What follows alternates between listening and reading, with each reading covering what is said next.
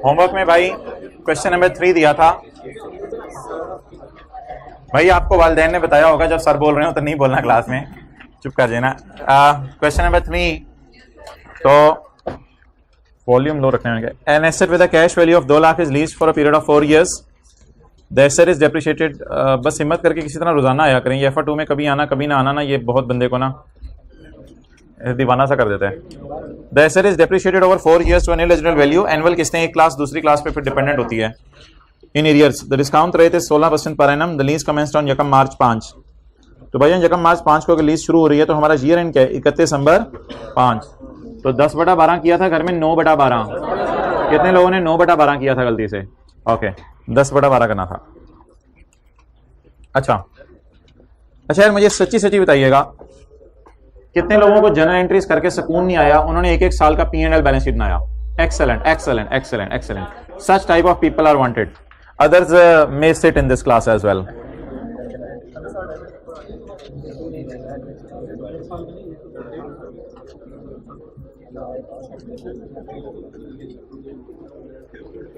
चलें भाईजान, इसकी जनरल एंट्री साइड पे रखें। पहले मैं आपको 2 सालों का P&L बना के देता हूं।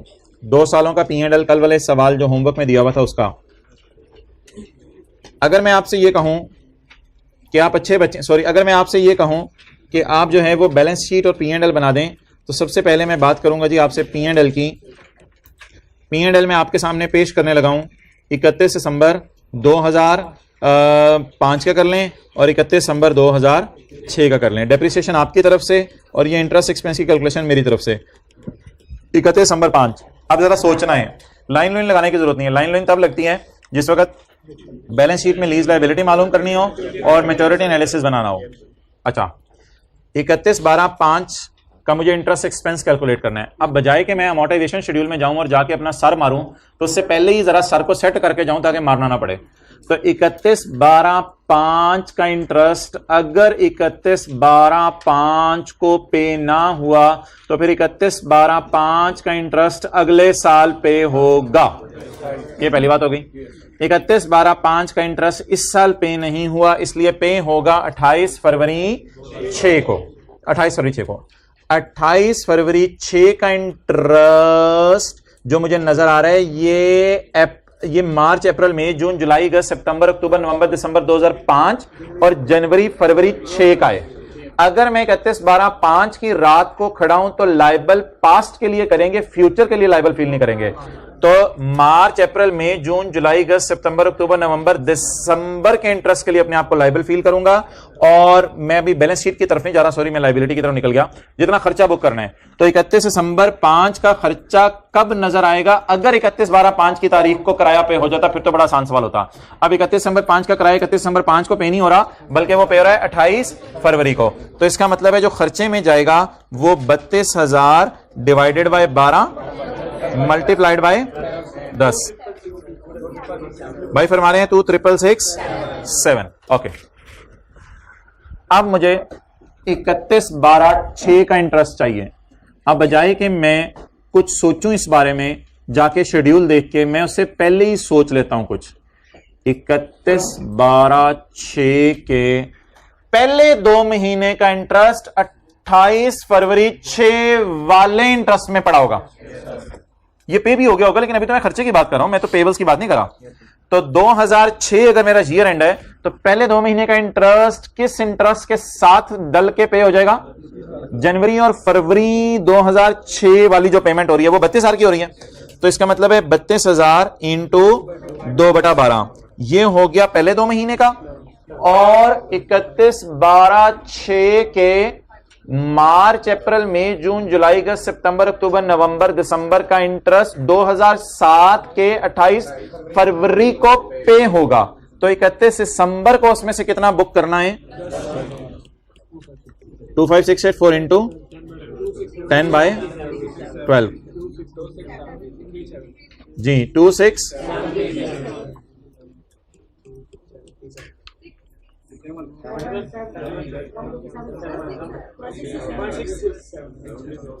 ठीक है जी, ओके।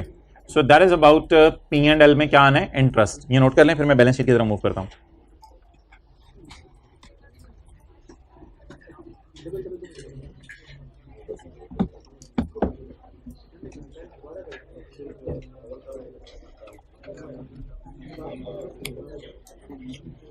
पहली रो में आज भाई बड़े मुस्कुरा रहे हैं, मूड में हैं, मजे में हैं। हम बैलेंस शीट बनाने लगे हैं भाई।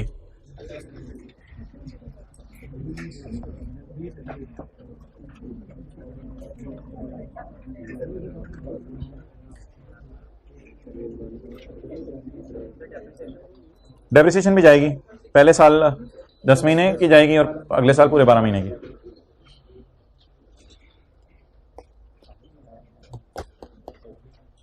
ओके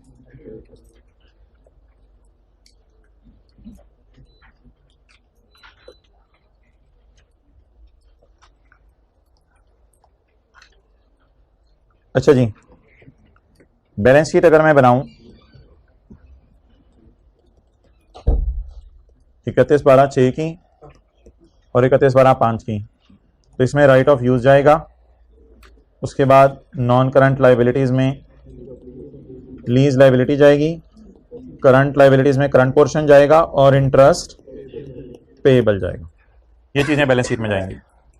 अब मोहतरम, सवाल मेरा आपसे ये है कि लाइन लगाने की जरूरत नहीं है, क्योंकि मुझे पहले आप निकलवा दें इंटरेस्ट पेएबल, लाइन बाद में लगेगी। अच्छा, 31/12/5 के साल का इंटरेस्ट अगर 31/12/5 को पे ना हुआ तो फिर अगले साल पे होगा। दिसंबर में बिजली का बिल पे ना हुआ तो अगले साल जनवरी में होगा। 31/5 का इंटरेस्ट अगर 31/5 को पे ना हुआ, जो कि हो भी नहीं रहा क्योंकि हमारा सवाल में ईयर एंड के ऊपर किस्त पे नहीं कर रहे। 31/12/5 का इंटरेस्ट अगर 31/12/5 को पे ना हुआ तो 1-2 महीने बाद तकरीबन 28 फरवरी को पे हो जाएगा। इसका मतलब है दिसंबर तक का इंटरेस्ट पे नहीं हुआ, बल्कि वो अगले साल फरवरी में पे हुआ।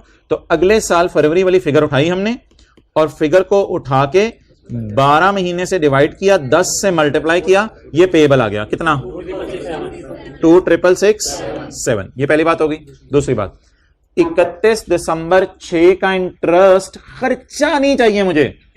खर्चा तो आपको पता है फिर जनवरी फरवरी का अलग चाहिए होगा और मार्च से दिसंबर का अलग चाहिए होगा। अभी मुझे खर्चा नहीं चाहिए, इसका खर्चा मैं ऑलरेडी रिकॉर्ड कर चुका हूं P&L में। मुझे बैलेंस शीट में खर्चा चाहिए या पेएबल चाहिए। 31 दिसंबर 6 का इंटरेस्ट अगर 31 दिसंबर 6 को पे ना हुआ तो फिर अगले साल 28 फरवरी 7 को पे होगा। तो वो जो 28 फरवरी 7 को पेमेंट होगी उसमें अगले साल के 2 महीने का पे हो रहा होगा और हमारे साल के 10 महीने का पेएबल भी पे हो रहा होगा। इसका मतलब है 31 दिसंबर 6 को हमारे साल 10 महीने का पेएबल बुक होना चाहिए। तो वो जो 10 महीने का पेएबल है वो कैसे निकलेगा? वो 28 फरवरी 7 वाली फिगर को पकड़ के निकलेगा। 25684 इंटू 10/12 21403। ओके, अब जी मुझे ये बता दें कि बैलेंस शीट में लीज लायबिलिटी मालूम करने के लिए हमारे साल की पेमेंट के नीचे लाइन लगा दें। तो 31 दिसंबर 5 की पेमेंट के नीचे अगर मैं लाइन लगाऊं तो 31 दिसंबर 5 में कोई पेमेंट ही नहीं है। 31 दिसंबर 5 के साल के लिए क्या करंट होगा? 39475 वालों से खुदा पूछे ये किधर से आए हैं? और भाई चीख चीख के पुकार के थक गए, अब तो दीवारें भी बोलने लग गई, अब तो फॉल सीलिंग भी उतर गई ये सुन सुन के कि 31 दिसंबर 5 के लिए करंट पोर्शन 31 दिसंबर 6 की पेमेंट्स हैं। तो 31 दिसंबर 5 के लिए 6 के साल की पेमेंट्स करंट पोर्शन है, तो 6 के साल में एक ही पेमेंट है, वो करंट में चली जाएगी और बाकी सारा, या फिर इसको भी हाईलाइट कर सकते हैं। क्लियर? तो 31 दिसंबर 5 के लिए करंट क्या होगा? 31 दिसंबर 6 के साल में की गई पेमेंट, चाहे वो 1 जनवरी 6 को हो, चाहे वो 31 दिसंबर 6 को हो, चाहे वो 28 फरवरी 6 को हो। जी करंट बोले 1 कहां से आ गया? 394 और नॉन करंट और राइट ऑफ यूज आप लोग खुद ही निकाल लीजिएगा। ओके, इसके बाद 31/12/6 की बैलेंस शीट बनाने के लिए 6 के साल की पेमेंट के नीचे लाइन लगा दें, बाकी पेएबल होंगे। 6 के साल के 6 के लिए कौन सा साल करंट है? 7। दिल की आवाज निकली है। 6 के लिए कौन सा साल करंट है? 7। और कौन सा नॉन करंट है? 8 और 9। ये या ये ये या ये माय डियर एक ही बात होती है। साथ वाले को कहें ये या ये माय डियर एक ही बात होती है। Dear try to understand dear beer और सॉरी। अच्छा जी, करंट पोर्शन बोलें। साथ वाले भालू को करंट पोर्शन बताएं और non current. Let me salute this people who came late. I hereby salute you. आपकी अजमत को सलाम। I hereby salute you. अच्छा जी मोहतरम, आप क्या पसंद करेंगे? आप क्या पसंद करेंगे? आप क्या पसंद करेंगे? खाना खा लिया, स्वीडिश खा लिया, आप क्या पसंद करेंगे? Maturity analysis. Maturity analysis. अगर मैं आपसे कहूं कि 31 दिसंबर 5 का मैच्योरिटी एनालिसिस बनाना है, तो 31 दिसंबर 5 की पेमेंट के नीचे लाइन लगा दें, तो 31 दिसंबर 5 की पेमेंट कोई है ही नहीं। 6 हो जाएगा लेस देन 1 ईयर, 7 हो जाएगा 1 to 2, और ये 2 to 3 हो जाएगा, और ये 3 to 4 हो जाएगा। Done done done. ओके,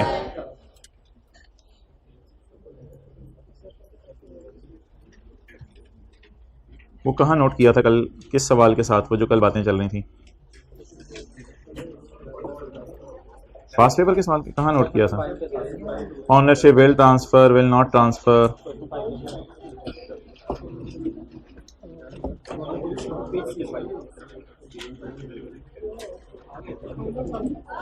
ये क्या आवाज आहिस्ता करें, मैं कितनी दफा कहा, मैं लास्ट टाइम में कह रहा हूं।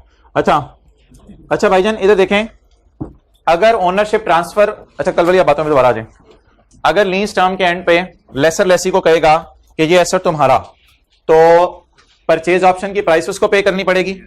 और अगर लेसर लेसी को कहेगा कि भाईजान ये एसेट तुम्हारा नहीं है, तुमने मुझे क्या करना है, वापस करना है, तो जीआरवी कौन सी आएगी? Expected to be paid by lessee, जिसकी लेसी को उम्मीद लगी है कि वो पे करेगा। Clear? No I don't think, रहने दो। अच्छा अब भाईजान अगला सवाल आज का,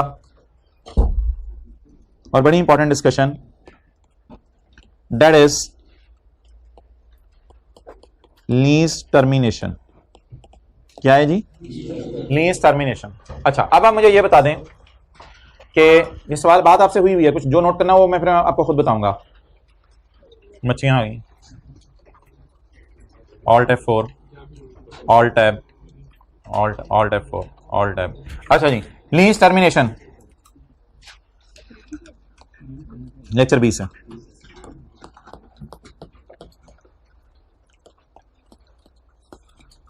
लेसर ने लेसी को कहा भाईजान लीज टर्म जो है वो 6 साल है। लीज टर्म कितने साल है? 6 साल है। इसमें 4 साल नॉन कैंसलेबल है। 4 साल क्या है? Non cancellable.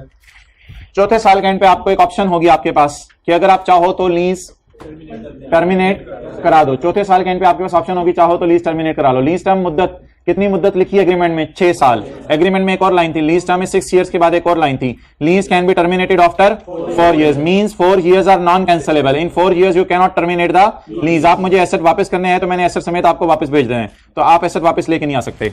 अब भाईजान क्या होगा? लेसी यहां पे खड़ा होगा और लेसी यहां पे खड़े होकर लेसी सोचेगा, बालों के साथ बैठ के सोचेगा लेसी कि मैं लीज को टर्मिनेट कराऊंगा या नहीं कराऊंगा, मैं लीज को टर्मिनेट कराऊंगा या नहीं कराऊंगा। बानो ने एक इंपॉर्टेंट सवाल पूछा। सरताज खुश हो गया, जज्बाती हो गया, सरताज के बाल खड़े हो गए इतनी रिस्पेक्ट मिलने पे। सरताज एक चीज बताओ, तू बाल सेट कर रहा है अपने। सरताज एक चीज बताओ कि लीज टर्मिनेट करने पे कितनी पेनल्टी पे करनी पड़ेगी? लीज टर्मिनेट करने पे कितनी? क्योंकि जब लीज टर्मिनेट करवाई जाती है तो लेसर ऐसे ही आपसे जो है वो नहीं छोड़ता जान, आपसे क्या मांगेगा? जुर्माना भी डलवा देता है। अक्सर एग्रीमेंट्स में डलवा दिया जाता है, अक्सर एग्रीमेंट्स में नहीं डलवाया जाता। ये तो लेसर लेसी की आपस की मर्जी की बात है, जो मर्जी आपस में तय करें। लेकिन इज इट पॉसिबल कि लेसर लेसी को ये कह दे कि 4 साल बाद तो टर्मिनेट करा सकता है, लेकिन करवाएगा तो 20-30 हजार मुझे दे के जाई, वरना मैंने तेरी जान नहीं छोड़नी। इज इट पॉसिबल कि लीज टर्मिनेशन की कोई पेनल्टी हो? अब मुझे बता दें लेसी पहले दिन खड़े होकर क्या सोचेगा? 2 ऑप्शन है। नंबर 1, या तो मैं लीज चलाऊं, अगर चलाऊं तो कितने किराए दूंगा? 1 2 3 4 5 6, तो 6 साल तक लाख लाख रुपया मुझे देना पड़ेगा अगर लीज चलाऊंगा। अगर लीज नहीं चलाऊंगा और मैं टर्मिनेट करना पसंद करूंगा तो किराए कितने दूंगा? रेंटल 1 2 3 4 किराए कितने? 1 2 3 4 4 किराए दूंगा लाख लाख रुपए के। और उस वक्त लेसर मुझे कहेगा कि भाईजान आप पेनल्टी दो। पेनल्टी आज पहले दिन खड़े होकर एग्रीमेंट में लिखवा ली जाएगी, मिसाल के तौर पे 20,000 रुपया, तो लेसी को 20,000 पेनल्टी भी देनी पड़ेगी। That is lease termination penalty. अच्छा जी, अब आप मुझे बता दें, अगर लेसर ये सोचे कि मैंने लीज टर्मिनेट नहीं करवानी, अगर लेसी ये सोचे कि मैंने लीज टर्मिनेट नहीं करवानी, तो आप पेपर में क्या करेंगे? आप पेपर में करेंगे लाख रुपया लाख रुपया लाख रुपया लाख रुपया लाख रुपया लाख रुपया, और इनको डिस्काउंट करके पीछे ले आएंगे। और ये एलपी है 6 लाख रुपया, इसको डिस्काउंट करके 4-5 लाख जो भी आ जाएगी पीवी ऑफ एलपी निकाल लेंगे। लेकिन अगर लेसी कहे ना ना ना ना ना ना माय डियर, मैं तो लीज को क्या करवाऊंगा? टर्मिनेट करवाऊंगा। ये सब लेसी कहां खड़े होकर सोचेगा? लीज के स्टार्ट के ऊपर। सारी बातें मैंने आपको बताया था हमारे सिलेबस में ऐसी है कि लीज के स्टार्ट पे आपने सोच लेनी है। अगर लेसी लीज के स्टार्ट पे खड़े होकर सोचे कि मैंने लीज टर्मिनेट करानी है, यहां कितना पे करेगा? 1 लाख, यहां कितना? 1 लाख, यहां कितना? 1 लाख, यहां कितना? 1 लाख, यहां कितना? 0 और 0, और एक और अमाउंट पे करेगा, दैट इज पेनल्टी। अब डिस्काउंटिंग कैसे होगी? इन 1 लाख को 4 दफा बुला लिया जाएगा और 0.2 को 4 दफा बुलाया जाएगा एनओटी का फॉर्मूला लगा के, या 1 दफा बुलाया जाएगा? 1 दफा बुलाया जाएगा। कुछ नोट करने की जरूरत नहीं, आज वाले नोट्स निकाल लें। अक्सर आप हमारी क्लास में सवाल वो हुआ करेंगे जो किताब में अवेलेबल नहीं है, क्योंकि किताब में जो सवाल अवेलेबल है मैं उन पे डिपेंडेंट नहीं रहना चाह रहा। हम कॉन्सेप्ट ब्रॉडनिंग के लिए जो मर्जी अपनी तरफ से सवाल बना के करें, तो किताब के सवाल जरूरी नहीं अब सारे हुए जाए। थोड़ा सा ऑनलाइन वालों को जरा टफ टाइम मिला करेगा इन चीजों में, लेकिन मेरी ये सजेशन है कि छोटे छोटे टॉपिक्स हैं, लीज टाइप, IS 38, इनके सवाल अगर आप नोट भी करें तो ये सवाल घड़ी सामने रख के 3 से 4 मिनट में नोट हो सकता है। तो अगर ऑनलाइन वाले सवाल का प्रिंट नहीं निकलवा सकते तो इसको जो है वो नोट कर लें 2 से 3 मिनट वीडियो पॉज करके, 2 से 3 मिनट में ये पूरा नोट हो सकता है। अच्छा जी, सवाल पढ़ना शुरू करें। Question 1, not in book. अच्छा, एक हमने क्या कर लिया आज? यस्टरडे का क्वेश्चन होमवर्क डिस्कस हो गया। अब ये क्वेश्चन 1 करने लगे हम, एज गिवन बिलो। किसी को सफा ना मिला हो हाथ खड़ा कर दें। अच्छा भाई, दूसरी क्लास से कोई सफा ला दें। सवाल पढ़े, जल्दी फारिग करें सवाल पढ़ के, और जो बच्चे में दे दें जल्दी सवाल पढ़ें और एलपी निकालें, पीवी ऑफ एलपी निकालें। अबू बकर मैसेज कर दो उनको, सफे ला दें। और किसको चाहिए? चलो अभी आ जाता है।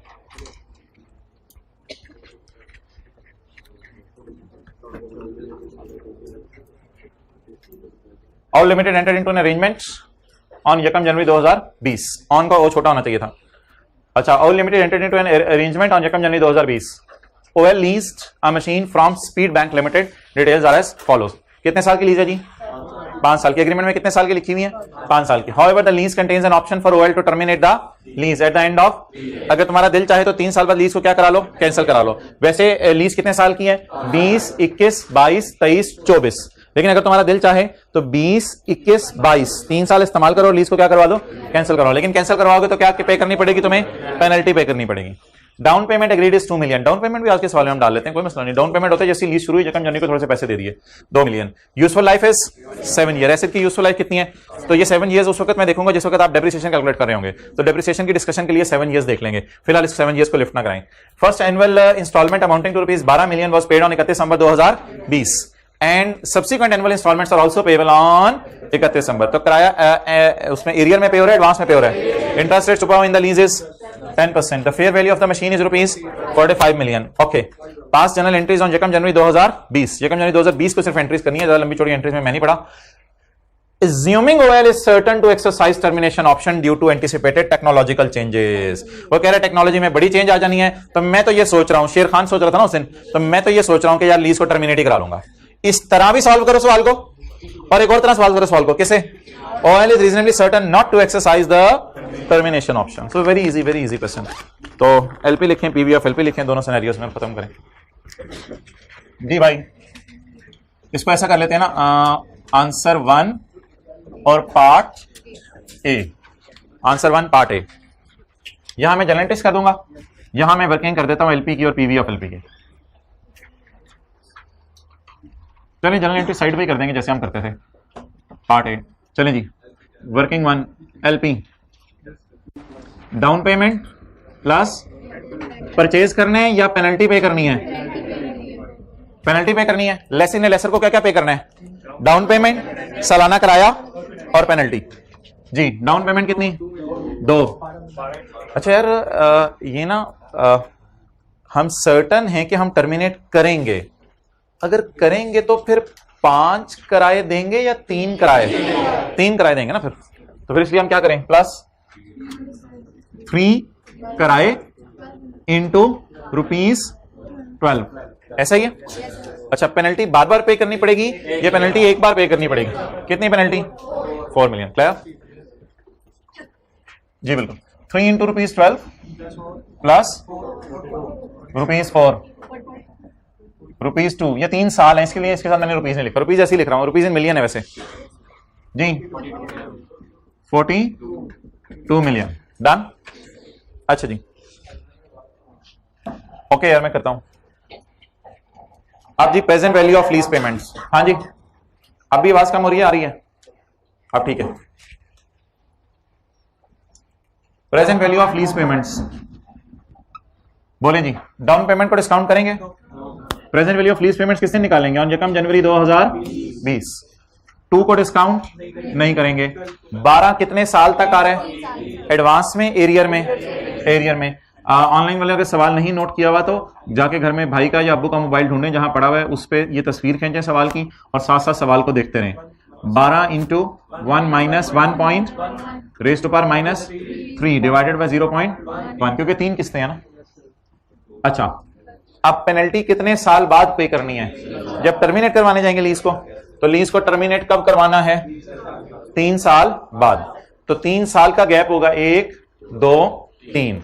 तो रेज टू पावर -3 अब इस वजह से करेंगे कि 3 दफा पेनल्टी है या 3 साल बाद? 3 साल बाद प्लस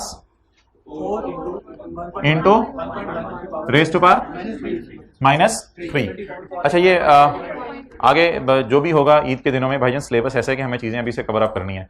तो सैटरडे को हम 2 क्लासेस करेंगे और दूसरी क्लास अब आपसे फिर मैं तय कर लूंगा 2:30 बजे रखनी है, 3 बजे 3:30 बजे जो भी टाइम होगा। तो सैटरडे को हमारी 2 क्लासेस होंगी। अच्छा प्रेजेंट वैल्यू क्या आ रही थी जी? Present value 30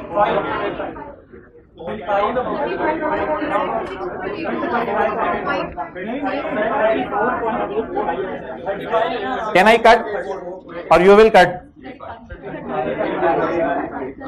35। क्लियर?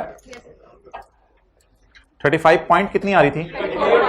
34.8 34.8 आ रही थी। ठीक है, राउंड करके 35, नो प्रॉब्लम। डन जी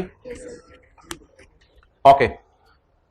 यार वैसे अब अमोर्टाइजेशन शेड्यूल बनाने की जरूरत नहीं है, मैंने आपसे पहले साल की एंट्रीज मांगी है, तो पहले दिन की एंट्रीज मांगी है बल्कि। लेकिन अगर आपने फिर भी अमोर्टाइजेशन शेड्यूल बनाना है तो वो टाइम आप जाया कर लें। Date, instalment, principal, interest, balance. असल में मैं ज्यादा कोई टाइम नहीं लगवाना चाहता था इस सवाल पे, लेकिन मुझे लग रहा है फिर लग जाएगा। यकम जनवरी 20। यार 1 मिनट ये देख लें,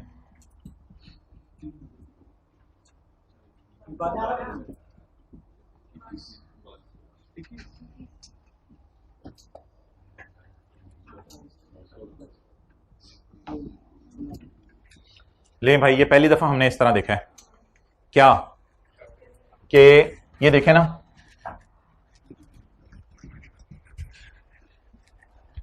अगर मैं लीज टर्मिनेट करवाता हूं,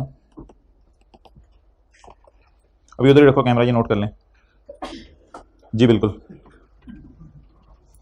अगर मैं लीज टर्मिनेट करवाता हूं तो कितने साल बाद करवा रहा हूं? 3 साल बाद। यहां कितना देना है? यहां 12 और यहां एक और चीज भी देनी है, कितनी? 4 की देनी है। क्लियर? तो अब बता दें, जब मैं अमोर्टाइजेशन शेड्यूल बनाऊंगा तो ये पेमेंट किस दिन डालूंगा? यकम जनवरी 20, 31/12, 31/12, 21, 31/12, 22 को 12 जमा 4 करके शो करूंगा ना, ऐसे पागलों की तरह 2 दफा तो नहीं 12 शो कर रहा हूं, 4 शो कर रहा हूं। Am I being bitten by DO जी, तो इसलिए 12 जमा 4 16। ठीक है, तो उसके बाद बना लेंगे ना आप, तो शेड्यूल बनाना जरूरी नहीं था, लेकिन ये आपको मुझे दिखाना चाहिए था जरूर, ये आप लोग इससे जरा कंफर्टेबल हो जाएंगे। बाकी 0-0 लाने का जो आपको नशा है वो खुद घर जाके पूरा कर लीजिएगा। अच्छा 35 इंटरेस्ट एक्सेलेंट 0। क्यों? क्योंकि जैसे ही लीज शुरू हुई वैसे ही ये पैसे मांग लिए, तो इसलिए प्रिंसिपल। अच्छा अभी आप पॉइंट्स में ले गए हो, मर्जी आपकी। 3 में 3 रहने दो, कर लें कोई नहीं होता, ये हो भी सकता है ऐसा, यानी कर लें का मतलब होता है कि हाँ कर लें, नहीं हो सकता है ऐसा। 33 - 9 24, बस आगे जाने दें, आगे जाने दें, कोई जरूरत नहीं। चलें जी, एंट्रीज करवाएं मुझे। कोई इशू यहां तक, कोई सवाल, कोई मसला नहीं ना, आसान चीज चल रही है। अच्छा, जनरल एंट्रीज करवा दें पार्ट ए की। 1 जनवरी 20 ROU डेबिट और लीज लाइबिलिटी क्रेडिट कितना 35। अच्छा, 1 जनवरी 20 की और entry lease liability debit cash credit, देखें ना, देखें cash credit lease liability debit कितने से दो। अच्छा, 31/12/20 की उसने एंट्रीज मांगी नहीं है, लेकिन मैं भी कर रहा हूं 31/12/20 की एंट्रीज। 31/12/20 लीज लाइबिलिटी, नहीं इंटरेस्ट बुक करने की अलग से कोई एंट्री नहीं होगी यार, ये तो वो सवाल आपको पिछले वाले चढ़े हुए हैं दिमाग पे। इंटरेस्ट पेबल वगैरह की एंट्री नहीं है, ये तो साथ साथ इंटरेस्ट पे हो रहा है। इंटरेस्ट एक्सपेंस डेबिट और कैश जी 9, 3 और 12 जी भाई। डेप्रिसिएशन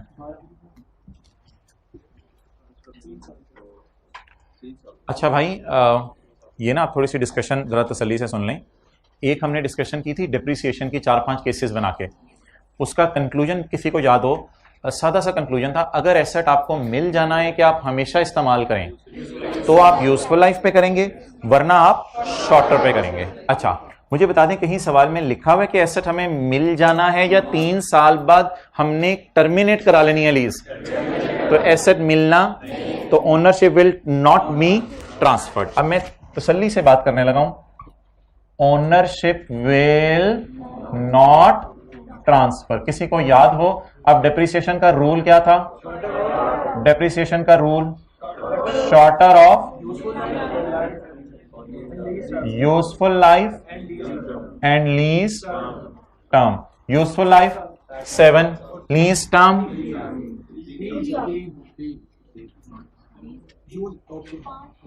5 या 3। एक दिन हमने डेफिनेशन पढ़ी थी लीज टर्म की, शेर खान को कुर्सी पे लाके बिठाया था। उस दिन हमने ये डिसाइड कर लिया था कि जब लीज टर्मिनेट हो तो लीज टर्म 5 साल नहीं लेनी, लीज टर्म कितने साल लेनी है? 3 साल, क्योंकि what is the term for which I will pay the rent. तो ये बड़ी इंपॉर्टेंट चीज थी, लीज टर्म आप पेपर में 3 साल लेंगे ना के, और वैसे तुक भी बन रही है कि 5 साल पे 3 साल पे डेप्रिशिएट करते हैं, 5 साल पे तो डेप्रिशिएट करने की वैसे कोई अकल भी नहीं समझ आ रही ना। तो ये बात जरा याद रखिएगा, शेर खान वाला सवाल जाकर रिवाइज कीजिएगा, उसमें ना लीज टर्म की डेफिनेशन पड़ी। तो लीज टर्म क्या होती है भाईजान? लीज टर्म में अगर रीजनेबली सर्टन है कि टर्मिनेट कराना है, तो फिर टर्मिनेट कराने के बाद वाले अरसे की तो फिक्र ना करो ना। Then what is my lease term for paying rentals? 3 years। तो जिनके ज़हनों में 5 आ रहा था, लीज टर्म 5 लिखी हुई है, लेकिन शेर खान वाले सवाल में हमने सीखा था कि 5 में आखिरी वाले 2 साल फिर आपने नहीं डालने हैं। तो लीज टर्म कितना होगी? शॉर्टर 3, ROU पकड़े 35/3 12। डन जी।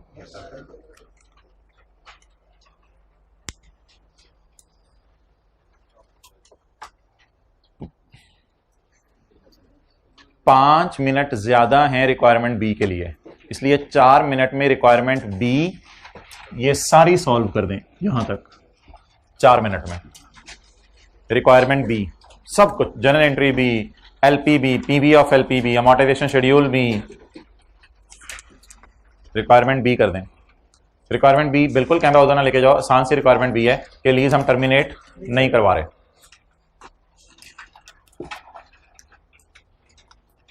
नोट्स लाके दे दिए इन्होंने, इधर बांट भी दिए आपने।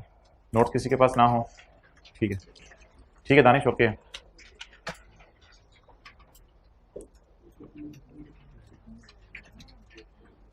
यार अब ये मसला होता है ना पेपर में, यही चीजें चैलेंज देती हैं। आप कुछ बॉल पॉइंट कैलकुलेटर और इधर उधर के चक्रों में ही पड़े हुए हैं अभी तक, और कुछ लोगों ने पीवी तक निकाल लिया है। तो कहते हैं ना सेटिंग में टाइम लग रहा है, तो सेट फिर कवर में जाके होता है बंदा। चलें कर दो इसका मुंह किबले की तरफ। अब हो गया सेट। शेर खान जल्दी करो। नहीं आप तो नहीं हो शेर खान, आप जल्दी जल्दी जल्दी हाथ खड़ा कर दें जिसने जनरल एंट्रीज कर ली हैं। 1 2 स्टूडेंट्स ने जनरल एंट्रीज कर ली।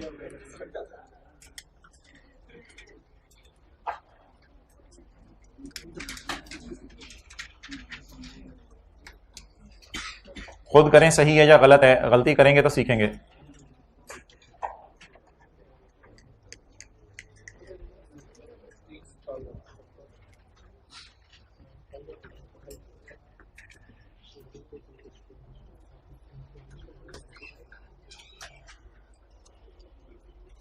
Dear why are you late? हो गए, सफा ले लें, एक ही बचा है। चलें जी,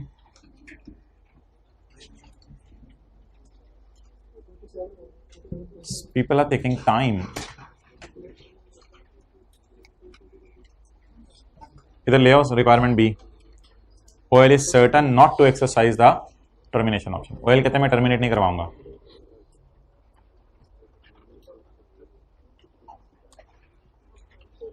हाँ जी भाई, OL कहता है अगर मैं टर्मिनेट नहीं करवाऊंगा तो इधर देखें,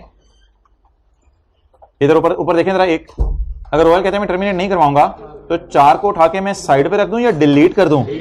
चलें जी डिलीट कर देते हैं 4 को। कितने साल हैं? 5 साल। अब 12 की किस्त इधर पे करनी है और 12 की किस्त इधर पे करनी है। डन, बस खत्म। अब इसमें क्या सवाल में क्या कमाल था, जमाल भी नहीं था इस सवाल में। तो पेनल्टी पे करनी है या जीरो? 3 किस्तें, 5 किस्तें, 62 क्लियर। अच्छा जी अगली बात, नहीं 4 नहीं ना, 5 किस्तें हैं 12 की। जी बिल्कुल, रुपीज 47.48। तो 47.48 क्या बनेगा? 47.48 बनेगा 47.5। तो 47.5 को क्या कहेंगे? कोई फर्क नहीं पड़ेगा इससे, कोई फर्क नहीं पड़ेगा, खैर है पेपर में नंबर नहीं कटेंगे, कोई फर्क नहीं पड़ेगा। 48 हो गया। हाँ जी 48, 46,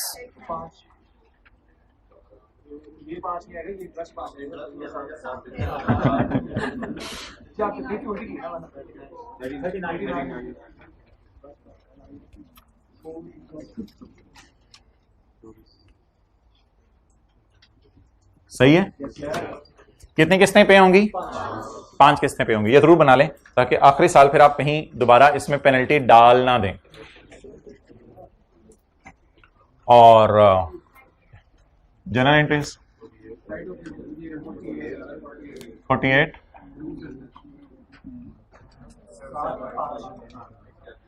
हाँ अब बताएं लीज टर्म कितनी लें? वो शेर खान वाला सवाल जाके रिवाइज किया, हमने कहा था जब टर्मिनेट नहीं करेगा तो लीज की मुद्दत 3 साल नहीं लेंगे। अब लीज की मुद्दत कितने साल लेंगे? 5 साल। अगेन ओनरशिप तो ट्रांसफर होनी कोई नहीं, तो शॉर्टर के ऊपर अप्रिशिएट करेंगे। यार जब भी सवाल साइलेंट होना तो ओनरशिप ट्रांसफर नहीं होनी होती। यह तस्वीर ना खींच, इधर मुझे बी करने दे, घर परेशान हो जाएगा। अच्छा आप बता दें शॉर्टर के 5, तो ROU कितने डिवाइड बाय, ये जी रिक्वायरमेंट भी थी, आप तस्वीर ले सकते हैं।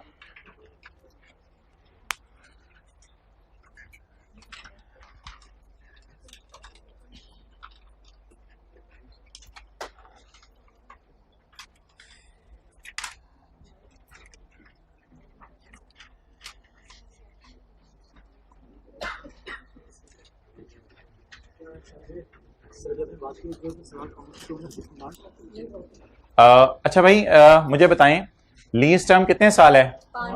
5 साल। और एसेट की लाइफ कितने साल है? 7 साल। सवाल में लिखा हुआ है 5वें साल के एंड पे ये एसेट लेसी को मिल जाएगा पैसे देके।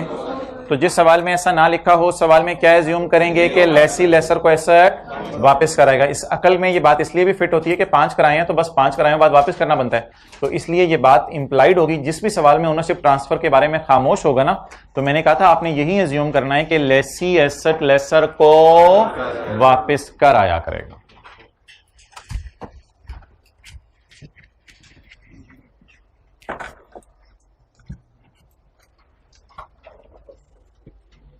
ओके जी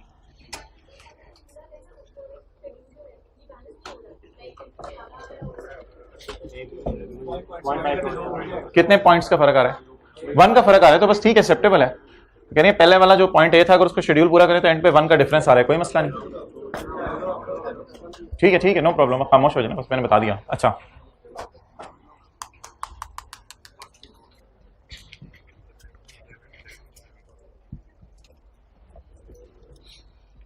ओके अच्छा यार, वो अपना जो है ना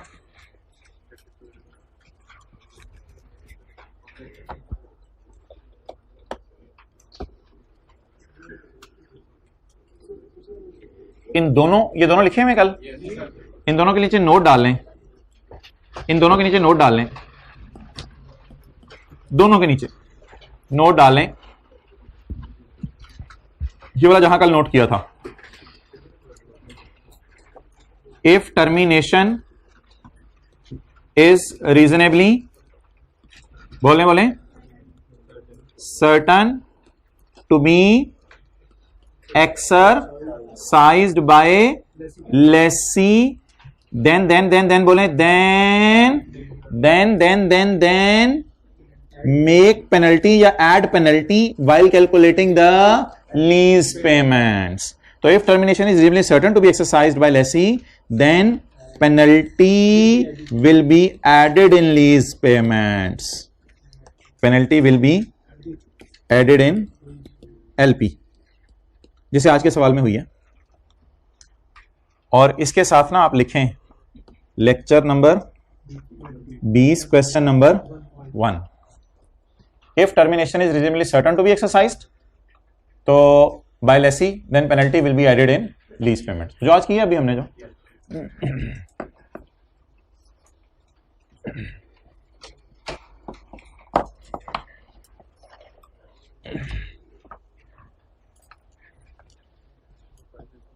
अच्छा जिस दिन पहले दिन हमने लीज पढ़नी शुरू की थी उस दिन आप लोगों ने समझा था कि लीज पेमेंट्स में सिर्फ किराया ही होता है कुछ, लेकिन वक्त गुजरने के साथ साथ लीज पेमेंट्स के अंदर हमने काफी सारी चीजें डाल दी। इसलिए इससे पहले कि कोई अगला कॉन्सेप्ट हम पढ़ें, लीज पेमेंट्स की डेफिनेशन जो है वो स्टैंडर्ड से कवर अप कर लेते हैं और फिर आगे चलते हैं चैप्टर का पेज नंबर 1, चैप्टर का पेज नंबर 1, पेज 35। किसकी डेफिनेशन है जी? ये कोई स्टैंडर्ड के एंड पे अपेंडिक्स से होगी IFRS 16 की, उसके अंदर ये डेफिनेशन होगी लीज पेमेंट्स। ये पार्ट A1 जो स्टैंडर्ड होगा उसमें होगी, payment made by lessee to lessor, page 35, relating to the right of use of an underlying asset during the lease term comprising the following. Number 1 fixed payments, number 1 bracket को छोड़ दें, bracket आपके लिए important नहीं है, fixed payments. अच्छा ये जो मैं हाईलाइट करूं ना येलो से, ये आपको भी समझ नहीं आएगा। Less any lease incentive, variable lease payment that depend on index और रेट, नहीं समझ आएगा, नहीं समझ आएगा येलो वाला भी। फिक्स्ड पेमेंट जो है उसमें डाउन पेमेंट भी आ जाएगी और रेंटल भी आ जाएंगे। फिक्स्ड पेमेंट में डाउन पेमेंट भी आ जाएगी, रेंटल भी आ जाएंगे। पॉइंट 3 समझ आ रहे हैं? Exercise price of purchase option, अगर सर्टन है कि लेसी उसको खरीदेगा, done. Payment of penalties for terminating the lease कब डालनी है? जल्दी मैं मिटा रहा हूं, सोच के बताएं। पेनल्टीज कब डालनी है? जब सर्टन होगा कि आप टर्मिनेट करेंगे, और पार्ट बी में सर्टन नहीं था तो इसलिए हमने फिर नहीं डाली थी termination. If the lease term reflects that lessee exercising an option to terminate the lease, अगर एक्सरसाइज करेगा तो टर्मिनेशन को भी डालेंगे बीच में। तो लीज टर्म की जो हमारी अंडरस्टैंडिंग थी कि इसमें डाउन पेमेंट होती है, इसके अंदर रेंटल होते हैं, तो बड़े होकर पता चला इसमें परचेज प्राइस की ऑप्शन भी होती है और इसके अंदर टर्मिनेशन की पेनल्टी भी होती है। और एक बात कल पड़ी थी, लेसी के लिए एक और चीज भी लीज पेमेंट्स में आती है, क्या क्या क्या? Amounts expected to be payable under residual value guarantee. ये क्यों इसने लिखा है amount expected to be payable under residual value guarantee? भाईजान एक गारंटी रेजिडुअल वैल्यू एग्रीमेंट में लिखी होगी, मैंने कहा था उसे नहीं देखना, आपने खुद सोचना है कि रेजिडुअल वैल्यू गारंटी कितनी है और फिर अंदाजा लगाना है कि उसमें से पे कितनी करनी है। याद है कल वाली क्लास? तो वो बात हो रही है कि रेजिडुअल वैल्यू आपने कौन सी वाली लेनी है, which is expected to be payable by lessee. वो बड़ी डिटेल से कल बात हुई थी और बड़ा इंपॉर्टेंट कॉन्सेप्ट था। तो that is all about lease payments. ये तो लेसर के लिए है ना, तो लेसर को छोड़िए अभी। जी भाई नहीं एट अ टाइम नहीं आ सकती। एट अ टाइम अगर कोई भी चीज इकट्ठी आ गई मिसाल के तौर पे, उन दोनों को जमा करके आप लिख देना, लेकिन इस वक्त इस बहस में पढ़ने की जरूरत नहीं है।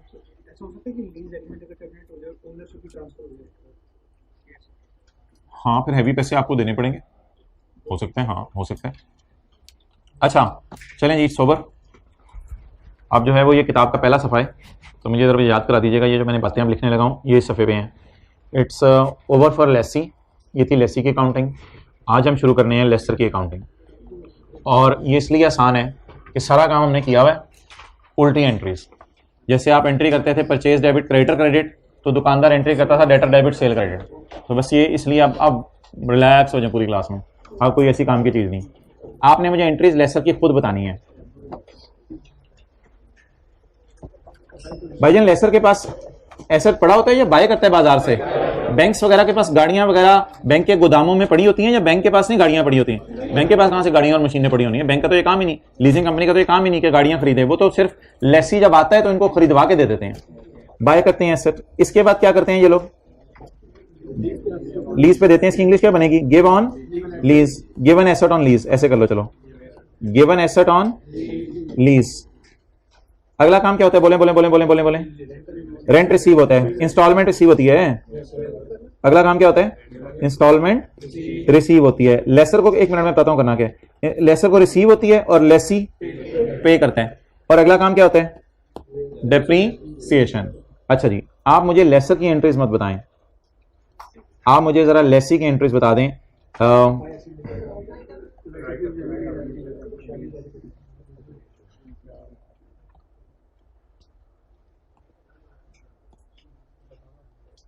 जी मोहतरम, लेसी क्या एंट्री करेगा जिस वक्त लेसर एसेट बाय करेगा? उसके लिए कुछ भी नहीं। लेसी क्या एंट्री करेगा जिस वक्त एसेट आ जाएगा? हम सिंप्लिसिटी के लिए अज्यूम करते हैं किराया साल के एंड पे हो रहा है। बोले लीज लायबिलिटी डेबिट और कैश क्रेडिट। और आखिरी एंट्री अकम्युलेशन क्रेडिट। अच्छा, लेसर की अकाउंटिंग से पहले एक चीज आज मैं आपको बता दूं। लीज लायबिलिटी बुक होती है पीवी पर। लीज लायबिलिटी बुक होती है पीवी पर। ये बहुत बड़ी बात है, लीज लायबिलिटी बुक होती है पीवी पर। और ये इसलिए इंपॉर्टेंट बात है कि आज वो सवाल हमने कर लिया जिसका इंतजार था। क्या सवाल में फेयर वैल्यू गिवन थी 45 और पीवी आ रही थी 48। तो मैंने कहा था फिर कभी बात करेंगे, क्या कभी जिंदगी में ऐसा हो सकता है कि फेयर वैल्यू एसेट की कुछ और हो और आप पैसे ज्यादा या कम दे रहे हो? तो मोहतरम याद रखिएगा, लीज लायबिलिटी का या एसेट को डेबिट करने का फेयर वैल्यू से कोई ताल्लुक नहीं है। ना राइट ऑफ यूज में कोई फेयर वैल्यू का लफ्ज होगा, ना लीज लायबिलिटी में कोई फेयर वैल्यू का लफ्ज होगा। और अल्लाह का शुक्र है कोई नई बात नहीं है, पहली क्लास से लेकर आज तक हर क्लास में हमने लीज लायबिलिटी को बुक किया है पीवी पे। और इसकी लॉजिक असल में यह है कि लेसी ने लेसर को जो पैसे देने हैं उसी की लायबिलिटी होगी ना। लेसी ने तो और किसी को दुनिया में पैसे देने ही नहीं कि उसे फेयर वैल्यू से कंसर्न हो। तो लेसी का जो अकाउंटिंग मॉडल है वो फेयर वैल्यूज को इग्नोर करते हुए चलता है। और वो किस पे लीज लायबिलिटी बुक करता है? पीवी पे बुक करता है। आज एक बड़ी बात लिख लें, lessee will ignore the fair value of asset. Lessee asset की फेयर वैल्यू को कभी नहीं देखता, बल्कि वो किस पे एंट्रीज करता है? बोले पीवी पे। Lessee will ignore the fair value of asset. अच्छा, एसेट फेयर वैल्यू पे रिकॉर्ड करता है या रेंटल्स की प्रेजेंट वैल्यू पे? रेंटल्स की प्रेजेंट वैल्यू पे, फेयर वैल्यू पे रिकॉर्ड नहीं करता कभी भी। वैसे लकीली ना फेयर वैल्यू और वो बराबर आ रही थी हमारी काफी दिनों से, लेकिन ऐसा जरूरी नहीं है। चलें जी, अब किसकी अकाउंटिंग है? लेसर की। इसमें क्या है भाईजान? बैंक ने बाजार से जाके गाड़ी खरीदी, एंट्री बताएं। ऐसे डेबिट कैश क्रेडिट, इसके लिए तो राइट ऑफ यूज नहीं है, इसकी तो अपनी गाड़ी है। बैंक ने बाजार से जाके गाड़ी खरीदी, ऐसा डेबिट कैश क्रेडिट। बैंक ने लेसी को गाड़ी लीज पे दे दी। बोले बोले बोले बोले बोले लीज रिसीवेबल या लीज लायबिलिटी? Lease receivable. और गाड़ी क्रेडिट नहीं जा रही है ना, गाड़ी लेसर के पास है तो जा रही है। तो लीज रिसीवेबल डेबिट और एसेट क्रेडिट। वो क्या एंट्री कर रहा था? इस्तेमाल करने का हक डेबिट, लीज लायबिलिटी क्रेडिट। और ये क्या एंट्री करे? वो लायबिलिटी बुक कर रहा होगा, ये क्या बुक कर रहा होगा? रिसीवेबल। उसके पास एसेट आ रहा होगा आरओयू के नाम से, इसके पास एसेट जा रहा होगा। डन। और अगली एंट्री मुझे बताएं किराया आने की। Cash debit, lease receivable debit हुआ, मैंने डेटर को खत्म भी तो करना है। लीज रिसीवेबल क्रेडिट और इंटरेस्ट इनकम क्रेडिट। डन। आखिरी एंट्री भाईजान देखें इधर, एसेट डेबिट भी हुआ है और एसेट क्रेडिट भी हो गया। जब एसेट डेबिट भी हो गया, क्रेडिट भी हो गया, तो क्या लेसर की किताबों में एसेट पड़ा हुआ है? अगर लेसर की किताबों में एसेट नहीं पड़ा हुआ तो क्या लेसर को एसेट को डेप्रिशिएट करने की जरूरत है या नहीं है? नहीं है जरूरत, तो इसलिए भाईजान लेसर डेप्रिशिएट करने की एंट्री नहीं करता। नोट कर लें, किताब के खाली सफे देख के नोट करें या रजिस्टर पे कहीं, जहां मर्जी करें यार। लेसर किस पे रिकॉर्ड करेगा, ये बातें अभी शुरू करेंगे हम। लेसर की अकाउंटिंग अभी देखते हैं।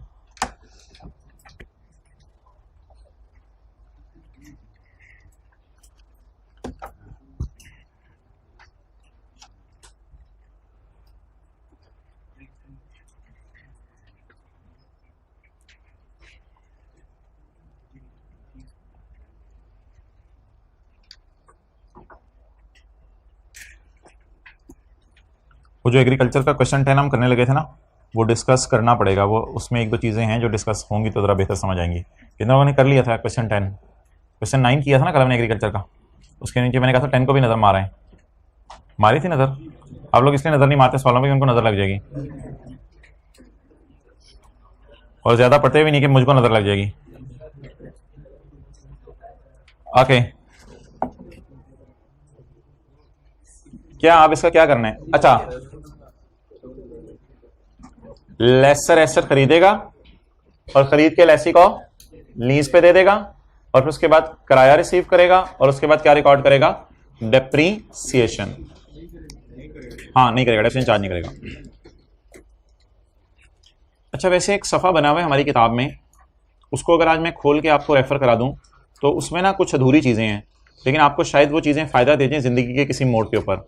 तो वो सफ़ा शायद आप लोगों की नज़र से गुजर चुका हो। 1-2 मिनट का मैं पॉज करता हूँ और वो सफ़ा खोलता हूँ, ताकि ज़रा अभी तक जो हमने पढ़ा है उसका एक ओवरऑल व्यू आपके सामने आ जाए। वो सफ़ा लकीली साथ वाले की किताब में है। आप भी किसी के साथ बैठे हैं ना, तो वो ये सोच रहे हैं कि आपकी किताब में है, आप ऐसे ही परेशान हो रहे हैं। पेज नंबर बताएं कौन सा है, पता होगा आपको? Page number 64, page number 64, summary of lease. अच्छा भाई, हमने किसकी अकाउंटिंग पढ़ी है? लस्सी की। लस्सी में चीनी भी होती है और लस्सी के अंदर जो है वो दही भी होता है। Right of use debit, lease liability, credit. General entry क्या होती है? Right of use debit, lease liability, credit. जो मैं हाईलाइट नहीं कर रहा वो समझ नहीं आएगा, मैंने कहा था मजबूरी में इधर आया हूं क्योंकि पूरी अकाउंटिंग अभी लस्सी की हमने मुकम्मल नहीं की और लेसर की तरफ चले गए हैं। अगली 2 एंट्रीज में स्किप करा रहा हूं, उससे अगली lease liability, debit, interest debit और डेप्रिसिएशन डेबिट, अकाउंटेशन। डेप्रिसिएशन के लिए क्या एहतियातें हैं? 2, अगर ओनरशिप मिल जानी है आपको या रीजनेबली सर्टन है कि आप परचेज कर लेंगे, एक ही बात हुई ना। अगर आपको ओनरशिप मिल जानी है या रीजनेबली सर्टन है कि आप खरीद लेंगे, तो एक ही मतलब है ना इस बात का, तो फिर किस पे डेप्रिशिएट करेंगे? और अगर ओनरशिप ट्रांसफर नहीं होनी, डन और डन। अच्छा, P&L में क्या क्या जाता था? इंटरेस्ट और बैलेंस शीट में लीज लायबिलिटी, और नीचे स्टार डाल के कुछ लिखा हुआ है, अभी मैंने नहीं समझाया। डन। ओके, नोट कौन कौन सा बनता है? एक ROU का बनता है, एक लीज में जनरल डिस्क्रिप्शन आती है और मैच्योरिटी, और ROU का नोट बनता है जस्ट लाइक IAS 16। डन। अच्छा, ये पास पेपर का क्वेश्चन ना 3 होगा, असल में एक सवाल मैंने डिलीट कर दिया, वो बहुत पुराना था, तो ये 3 होगा पास पेपर का। अच्छा, वर्किंग्स कौन कौन सी होती हैं भाईजान, जल्दी बताएं? LP की, फिर अगली PV ऑफ LP की। अमोर्टाइजेशन शेड्यूल कहां से शुरू करते हैं? वैसे कंफर्टेबल फील कर रहे हैं आप? सारी की एक जरा रिवीजन हो रही है। अच्छा, इफ ओनरशिप विल ट्रांसफर, तो आप डाउन पेमेंट देंगे, रेंटल देंगे और परचेज की प्राइस पे करेंगे, अगर रीजनेबली सर्टन होगा कि आप परचेज करेंगे, ठीक है। और अगर ओनरशिप ट्रांसफर नहीं होगी तो फिर डाउन पेमेंट पे करेंगे, और GRV expected to be paid लिख लें ताकि समरी कंप्रीहेंसिव हो जाए। GRV कौन सी डाली थी कल? Expected to be paid. Agreement में लिखी भी नहीं एक्सपेक्टेड टू बी पेड, वो इनकम वाली, वो वैसे ही नाम पड़ा हुआ समझ लो। अच्छा, तो ये 2 फार्मूले कल पढ़े थे, कल लिखे थे, और ये आखिरी बात भी लिखी थी, आज आज आज आज penalties will also be added in if it is reasonably certain that lessee will exercise the termination option. Lecture number 20, question number 1। सो ये अभी तक जो हमने लेसी की काउंटिंग पढ़ी है उसका P&L भी देख लिया, उसके बैलेंस शीट में देख लिया क्या क्या आता है, और साथ उसके नोट में भी देख लिया क्या क्या चीजें आती हैं, और फॉर्मूलाज भी देख लिए, और डेप्रिसिएशन निकालने के रूल्स भी देख लिए। चलें जी, अब आज के नोट्स में अगर मैं वापस आऊं तो हमने कल वाला सवाल कर लिया है, डिस्कस क्वेश्चन 1 भी हो गया है, explain basic approach of lessor accounting वो भी आपको करा दिया है। अब हम शुरू करने लगे हैं पास्ट पेपर का क्वेश्चन नंबर 5। अब बिल्कुल रिलैक्स हो जाए, कुछ भी नहीं अब रह गया। पास्ट पेपर का question number 5, page number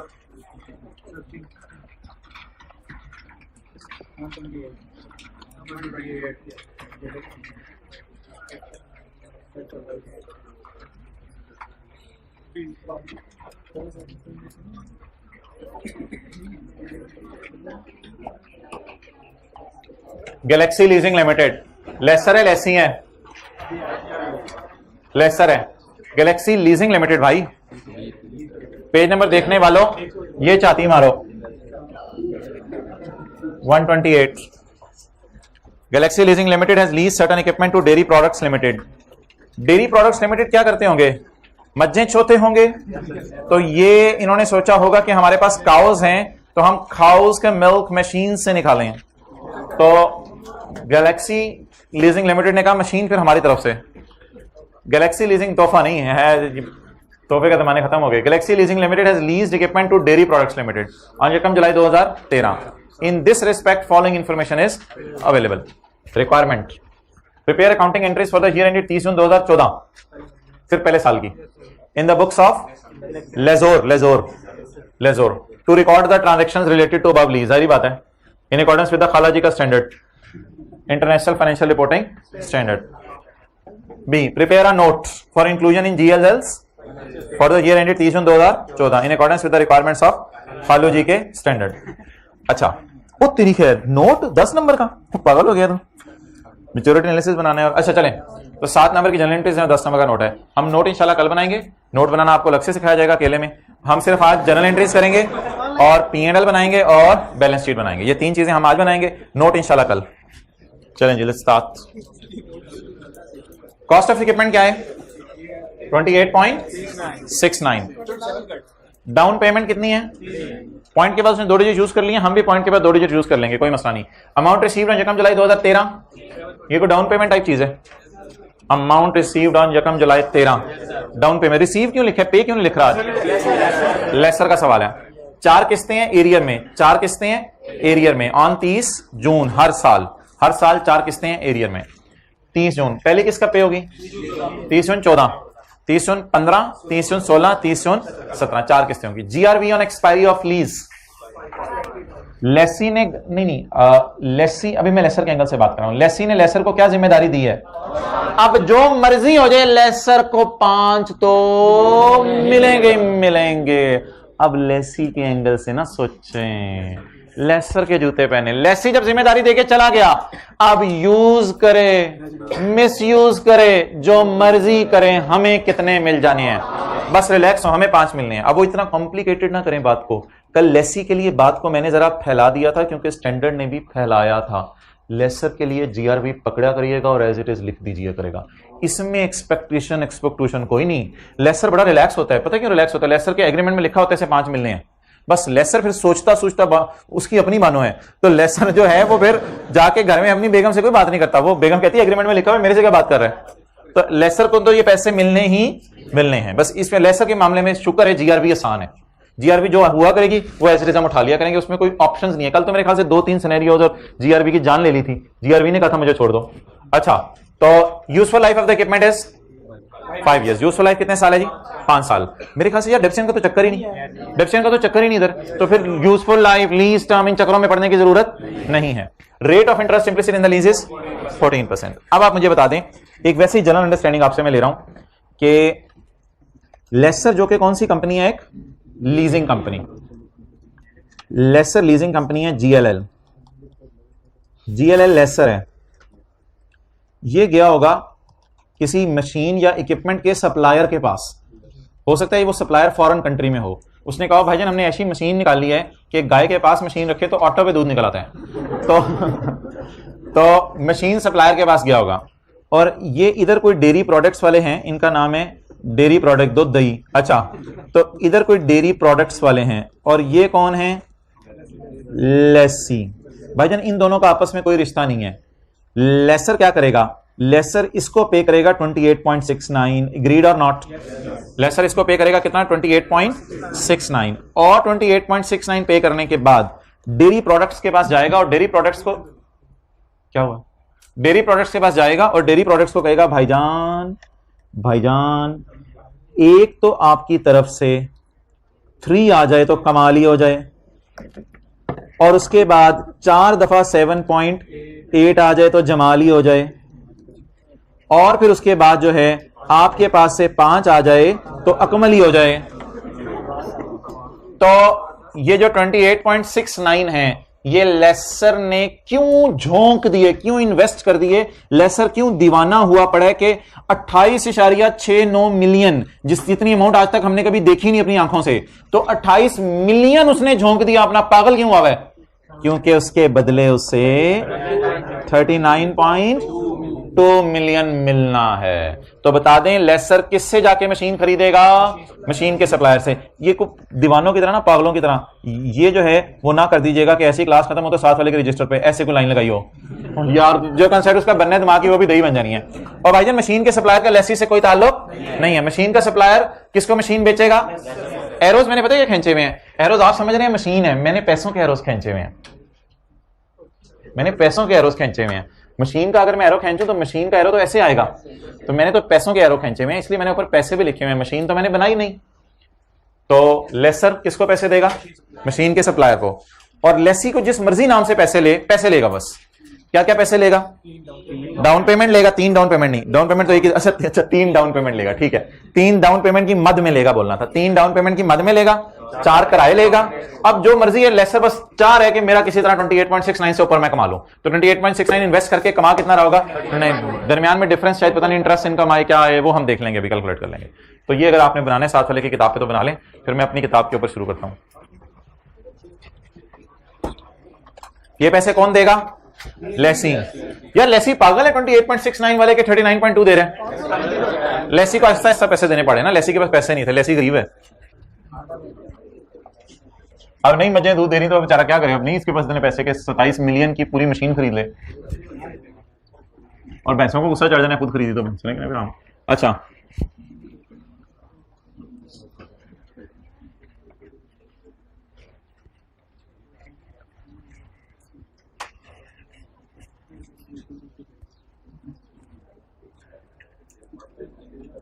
sir, ये जो अजीब अजीब सी चीजें हैं, जीआरवी, परचेज ऑप्शन और टर्मिनेशन पेनल्टी, ये सारी आप नोट करें कि बिल्कुल लीज टर्म के एंड पे दी होती हैं।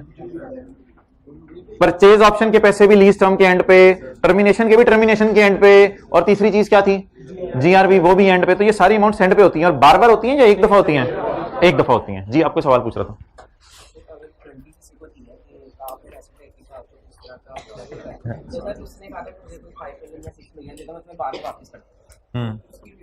वो तो एक तरह का रिसीवेबल है, बाद में वापस हो जाएगा। वो रिसीवेबल पेएबल है, उसको लीज पेमेंट में नहीं डालेंगे, वो वेरिएबल है, वो हमारे स्कोप में नहीं है।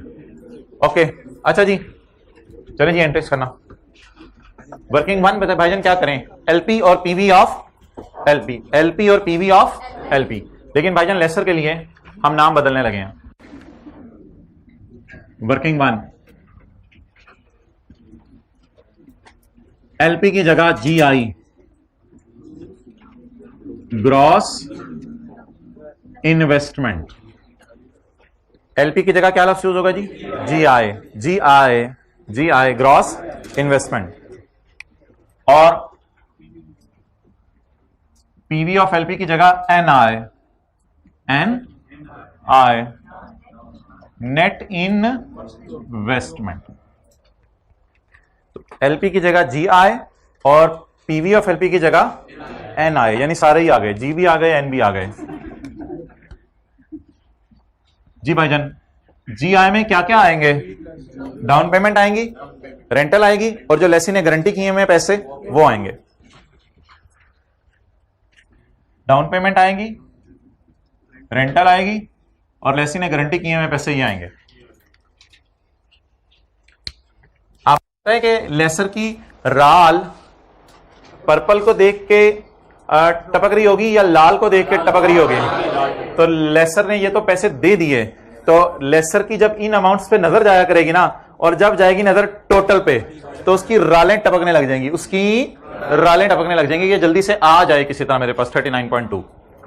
जी क्या क्या आना है इसके पास? 3 आना है और 7.8 खुद लेने के लिए जाना है, और GRV 5। बता दें जी लेसर के पास कितना आना है? 39.2।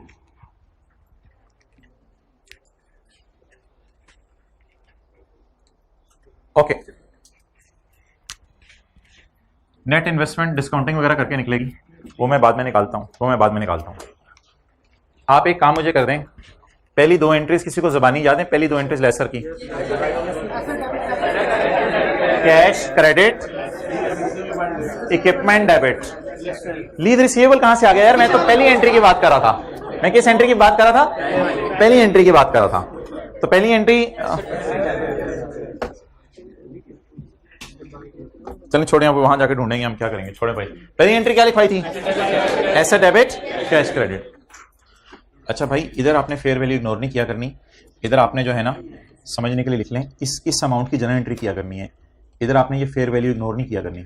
एसेट डेबिट कैश क्रेडिट लिखें जरा साथ वाली किताब पे। इधर आपने ये 28.6 इग्नोर नहीं किया करना। तो लेसी के सवालों में मैंने क्या कहा था? फेयर वैल्यू क्या कर दें?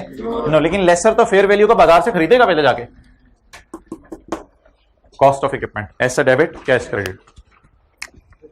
जीएनएन बोले भाई, 30/2014 मेरा जीयर एंड है, लेकिन पहला दिन होगा 1 जुलाई 13 जी। एसेट या इक्विपमेंट? Equipment debit.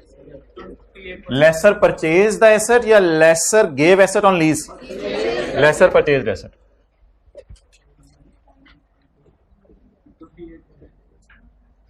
देखा था टेस्ट में IS 38 का सवाल कितना आसान था? कितना मैंने किया था टेस्ट? आसान था ना IS 38 का सवाल? ओके। और IS 41 के सवाल के अंदर जो वैसे ऐसे जानवरों की मुख्तलिफ तारीखों की उम्रें दी हुई थी, सिर्फ आपने जीयर एंड वाली उम्र निकालनी थी हमारे वाले जानवर की, बाकी फिजिकल और प्राइस चेंज के अंदर अलग अलग करना नहीं था, ना कोई डिस्क्लोजर मांगे हुए थे, सिर्फ जनरल एंट्री थी। तो कंफ्यूज करने के लिए आप काफी सारी फेयर वैल्यूज दी हुई थी। बहरहाल साथ में कहीं तेरे से बात नहीं हो रही, ये लोग ही और होते हैं जो टेस्ट देते हैं। अच्छा जी, बोले जी इक्विपमेंट डेबिट कैश क्रेडिट कितने से? 28.69। भाईजान बड़ा बड़ा लिख लें, ये एसेट की फेयर वैल्यू हुआ करेगी। लेसर के सवालों में फेयर वैल्यू इग्नोर नहीं करनी, लेसर के जेब से तो एसेट की प्राइस जा रही होगी, तो ये फेयर वैल्यू एसेट की लिया करेंगे हम। Asset debit cash credit. अब ये इक्विपमेंट किसने खरीद लिया? किसके लिए? लेसी के लिए। अब 1 जुलाई 13 को ये एसेट कौन किसको दे देगा? लेसर लेसी को दे देगा। लेसी क्या एंट्री करेगा? Right of use debit lease liability credit, और ये क्या एंट्री करेगा? Lease receivable debit.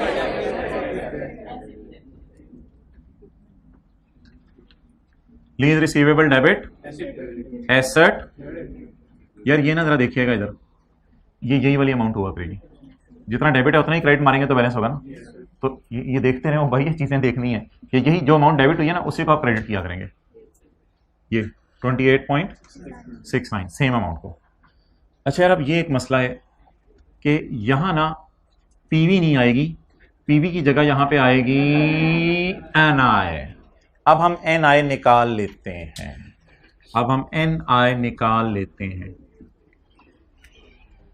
क्लियर हो गया? NI is not available. चलें जी, जरा दोहराई करवा दें, जिसे आप कहते हैं दोहराई करवा दें, दोहराई करवा दें ताकि आपको जनरल एंट्रीज की सारी लॉजिक्स जो हैं वो पता चल जाएं।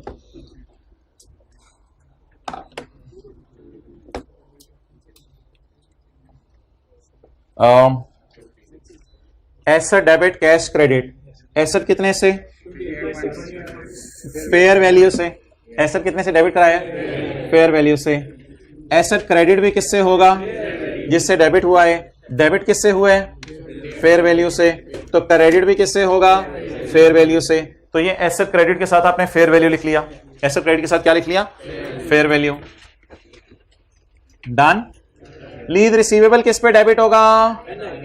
एनआई पे। अब आपका सवाल होगा क्या पेपर में हमेशा फेयर वैल्यू और NI बराबर आया करेगा? जी बिल्कुल, जब तक मैं कोई फर्दर ऑर्डर्स पास ना करूं तब तक ये बराबर आया करेगा। जब बराबर नहीं आएगा तब इधर ही बैठे होंगे, देख लेंगे क्या करना है।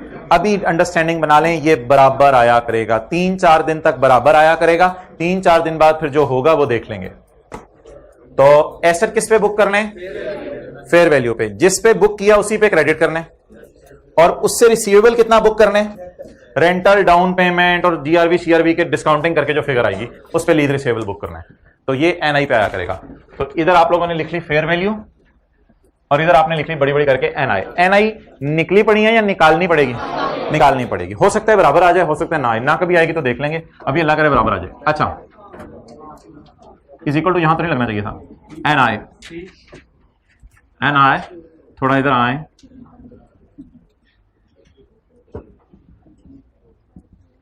Net investment.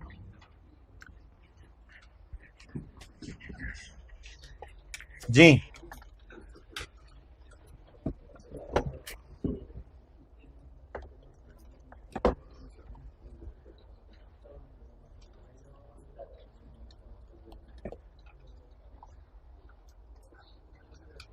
इरशाद फरमाएं। वैसे इरशाद की बीवी इरशाद को कहती होगी इरशाद फरमाएं। अच्छा जी, लीज कितने साल की है?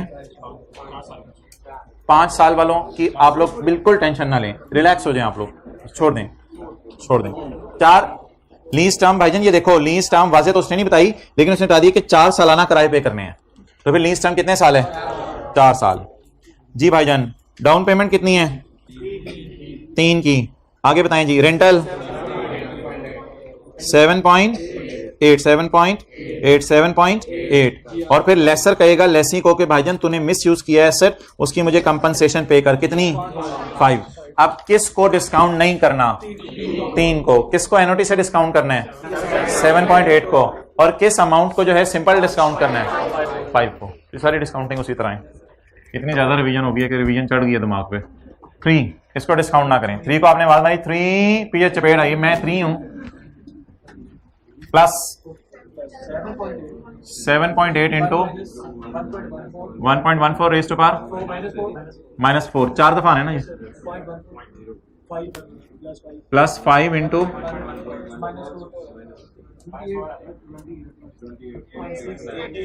28.69। कमाल हो गया, सारे जमाल बैठे हुए हैं, कमाल हो गया।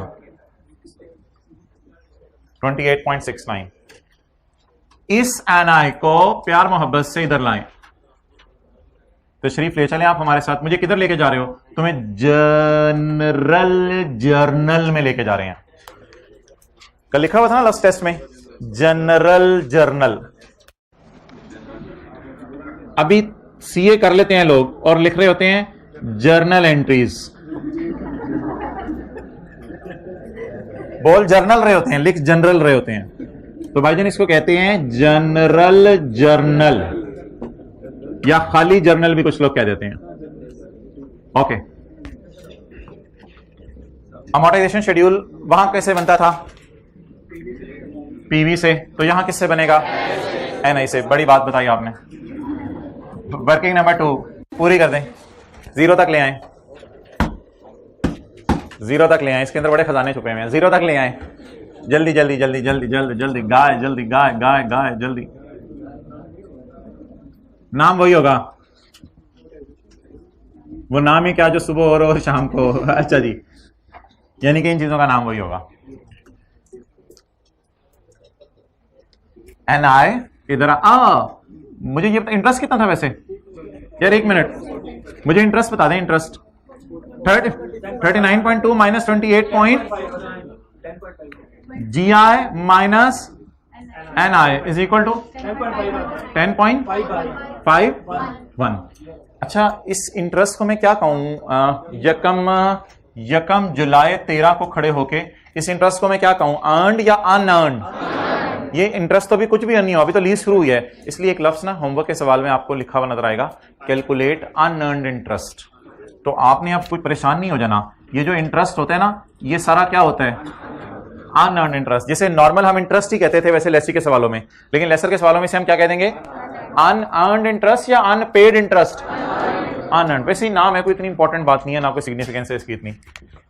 ओके जी, लेकिन ये 3 नए नाम बता दें, जी आई, एन आई, अनअर्न्ड इंटरेस्ट जाए।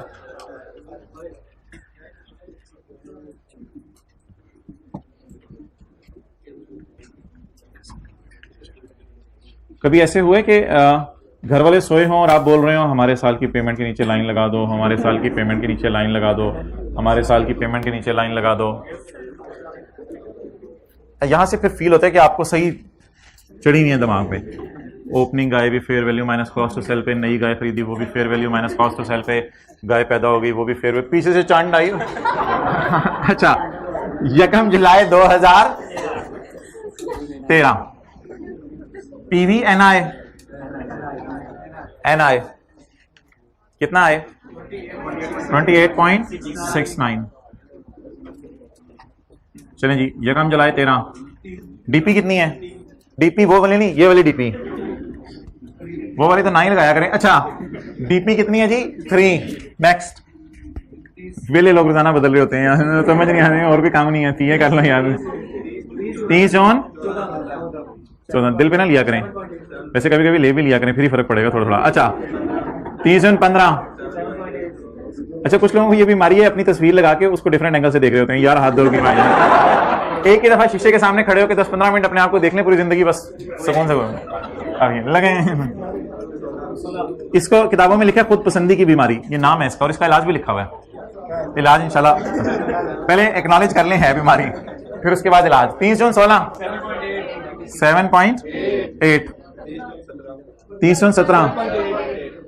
अच्छा, इसमें ना सवाल ऐसे स्ट्रक्चर हुआ है, एक बात जरा गौर कीजिएगा, ये जो अमोर्टाइजेशन शेड्यूल जब बन रहे होते हैं ना, तो अगर ये चीजें ना एडवांस में हो 7.8 तो फिर आखिरी किस्त अकेली खड़ी रह जाती है। ये किस्त नहीं होती है असल में, ये कोई जीआरबी या परचेज ऑप्शन या टर्मिनेशन टाइप कोई चीज होती है। लेकिन अभी आप देखें दोनों सेम डेट्स पे आ रही हैं, ऐसा ही है। तो फिर अमोर्टाइजेशन शेड्यूल में दोनों को अलग अलग शो करना जो है, इनकी शायद बेहुरमत, इनकी शायद इज्जत के खिलाफ हो, तो मुनासिब है इन दोनों को क्या करके लिख लें। इसने पूछा इसे कहां लेके जा रहे हो, हमने कहा अमोर्टाइजेशन शेड्यूल में, मुझे भी साथ ले जाओ, आ जाओ। 7.8 प्लस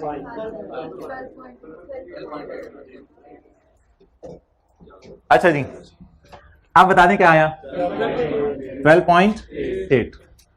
अच्छा, अब पॉइंट के बाद ना सवाल वाले ने असल में खुद 2 डिजिट यूज पसंद किए हैं, तो इसलिए मैं भी पॉइंट के बाद 2 डिजिट यूज करवा रहा हूं। वैसे कोई जरूरी नहीं है कि 2 डिजिट करें, हम इसको 28.7 भी करके सवाल चला सकते थे, कोई हर्ज नहीं था। इसको 29 करके भी सवाल चला सकते थे, कोई हर्ज नहीं था। 0 ना कीजिएगा बस इसको। तो बताएं आप। अच्छा, मछली बाजार में ना पता नहीं चलता कहां से खरीदनी है, तो एक कोई बोल ले पॉइंट के बाद 2 डिजिट। कोई बच्चा कोई माई का लाल कैलकुलेटर को 2 डिजिट पे जरा सेट करे, और फिर वो कर लिए। चले 3.6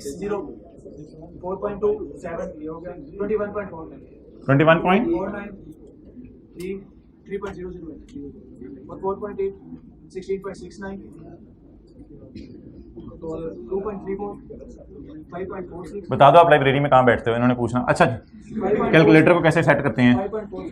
5.46 11.23 1.11.0 नोट करें।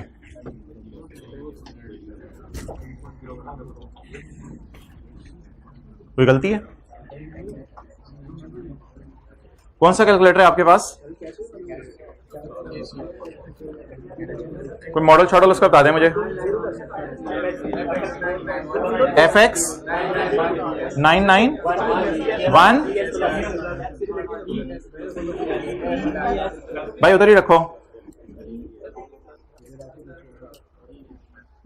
FX 991 गाड़ी आ जानी है। FX ES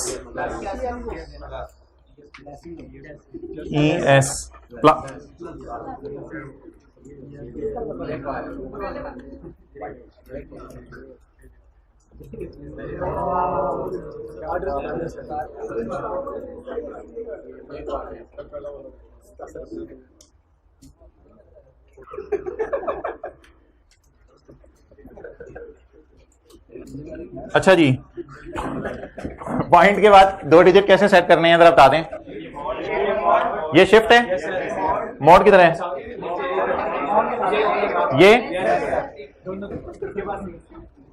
ये दबाएं जी पहले, इसके बाद दबाएं ये वाला बटन, फिर इसके बाद ये 6 दबाने। अच्छा 6 दबाएं, जितने नंबर करने हैं वो कर दें।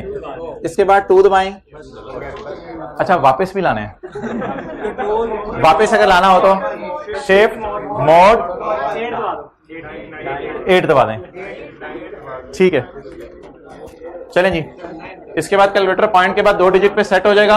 आपको बार बार अपने दिमाग को सेट करने की जरूरत नहीं है, तो अगर यह सेट कर लेंगे तो ये टेबल जो है वो जरा जल्दी बन जाएगा। राउंडिंग शाउंडिंग क्योंकि भूली होती है पेपर में, याद भी आ रही हो तो लग नहीं रही होती उस वक्त, तो कैलकुलेटर को लगाने पे छोड़ दें और आप सवाल करें अपना।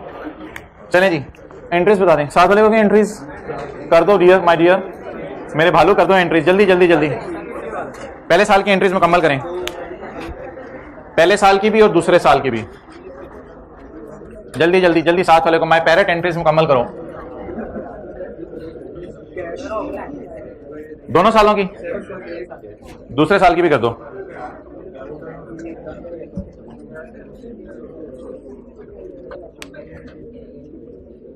तीस जून 2014।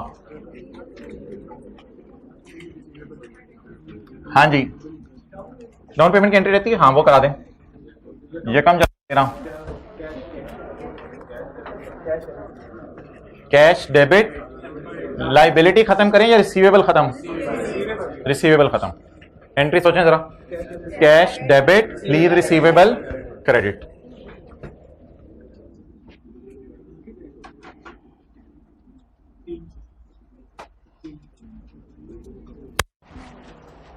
अच्छा अब जरा सारे उधर देखें, लेसी में क्या एंट्रीज होती थी?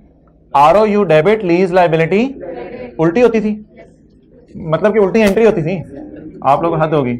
ROU debit lease liability credit, तो लेसी में उल्टी होती थी, ये भी लेसी में उल्टी होती थी। कैसे? उल्टी entry lease liability debit cash credit.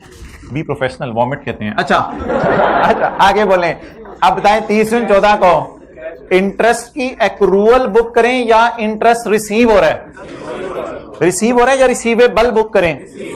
ये सवाल एरियर का है। एरियर के सवाल की ये खासियत होती है कि साल के एंड पे किस्त पे हो गई है, तो इसलिए रिसीव हो गया तो रिसीवेबल बुक करने की जरूरत नहीं, क्योंकि बल बुक किया तो फिर बल। अच्छा 30 जून 2014 कैश डेबिट 7.8,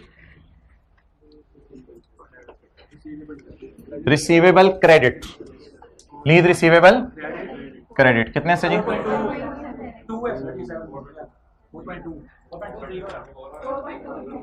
4.2 जीरो था तो तस्वीरें खींचनी और डिलीट करनी पड़ेंगी। 4.2 और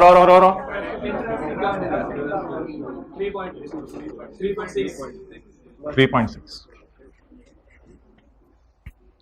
ओके जी, ये किस साल की एंट्रीज होगी? पहले साल की। अब क्या लिखें? ईयर एंड 30 जून 2015। पहला सवाल का मेरे जवाब दीजिएगा, क्या लेसर बाजार जाके एसेट खरीदेगा? क्या लेसर को डीओजी ने काटा है? तो लेसर बाजार जाके एसेट नहीं खरीदेगा। क्या लेसर जो है वो एसेट लीज पे देगा? नहीं, क्योंकि ऑलरेडी पिछले साल एसेट लीज पे दिया जा चुका है। आमने सामने एंट्रीज करके जरा कॉन्सेप्चुअली समझ आ जाती हैं। वैसे तो एंट्री यहां भी लिख सकता था मैं, एक ही एंट्री लिखनी थी।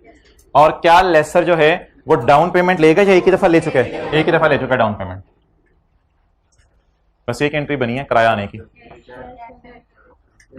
30 जून 15 मांगी नहीं थी, 30 जून 15 की एंट्री तो आपने समझने के लिए करें।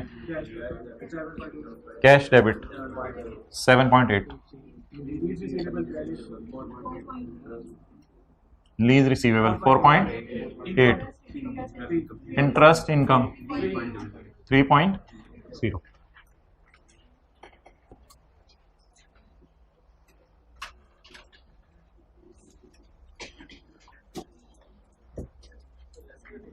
जी मोहतरम, लेसर को एक्सटेंशन वगैरह टाइप चीजें हाँ हाँ हो सकती हैं, करेंगे। अच्छा जी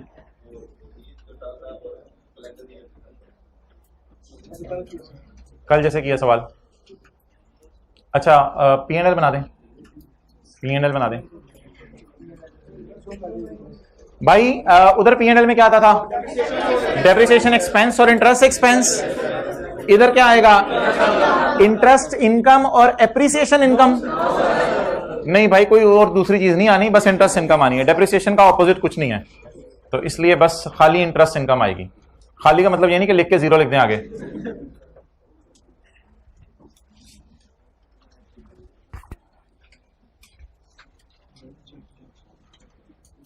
जोहर से असर बंदा थोड़ी रेस्ट कर ले, असर से मगरिब जो है वो एक सब्जेक्ट कर ले, मगरिब से इशा दूसरा, तरावियों के बाद तीसरा, फिर फजर के बाद तीनों रिवाइज। जबरदस्त है यार, टाइम ही टाइम है। और 11 बजे से लेके कुछ 3-3:30 बजे तक सो जाए, 4.5 घंटे इधर हो गए। दोपहर को जो है वो 2-2.5 घंटे सो जाए, तो 6 इधर हो गए यार। ना टाइम देखो, जज्बा होना चाहिए। 4 वालों को DO जी अब मैं क्यों किसने किस पागल, चले 4 पेपर हो सकते, बहुत हाई लेवल हो आप लोगों का। अच्छा वैसे ये असल मैं तो यही कहता हूँ भाईजान, जो बंदा कहते हैं ना 4 पेपर उठा लूँ, तो उससे मैं पूछता हूँ पिछली दफा कितने दिए थे? 3। कितने हुए थे? कहते ये ना पूछें। तो अगर ऐसा हुआ ना कि पिछली दफा 4 दिए और 4 पास हो गए हों, और पिछली दफा 3 दिए और 3 पास हो गए हों, और आपको पता हो कि आपका लेवल है, तो फिर तो आप 4 उठाएं, वरना। अच्छा जी, अगर रह ही 4 गए हो तो मजबूरन फिर 3 और 1 ही हो सकता है भाई, और क्या हो सकता है। अब जबरदस्ती अपने ऊपर 4 फिट करोगे तो पिछली दफा 3 देके देख लिए थे ना कुछ लोग, तो जो हो। अच्छा तो आप जी बताएं P&L में क्या जाएगा? Interest income. तो statement of comprehensive income for year ended 30 June 2000।